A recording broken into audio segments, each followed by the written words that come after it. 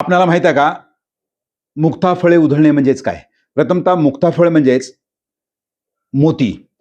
अखंड महासागरातून जे शिंपले तयार होतात आणि शिंपल्यातून मोती बाहेर येतात किंवा मोती मिळतात. म्हणजे मोत्याची किंमत अगणित आहे. तसे विचारांची सुद्धा जी काही किंमत असेल ती महत्वाची आहे.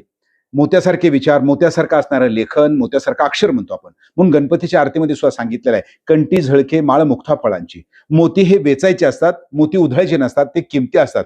तसे तुमचे विचार, तुमची वाणी असेल, तुमचं बोलणं असेल, तर ते पेरायचे असतात, चांगल्या पद्धतीने मांडायचे असतात. त्याऐवजी जर तुम्ही कुणाची टीका केली, कुणाविषयी निंदाजनक बोललं, कुणाविषयी चुकीची माहिती द्यायला लागलात, तर त्यावेळेस आपण म्हणतो त्यानं मुक्ताफळे उधळली. म्हणजे अगणित अशा प्रकारचे मोत्यासारखे शब्द तुम्ही वेचायच्या ऐवजी ते उधळून टाकले, त्याचा चुकीचा वापर केला. तिथून हा शब्द आलेला आहे, की मोत्यासारखी वाणी, मोत्यासारखे विचार, मोत्यासारखे शब्द तुम्ही चुकीच्या मार्गाने वापरणे म्हणजेच मुक्ताफळे उधळणे.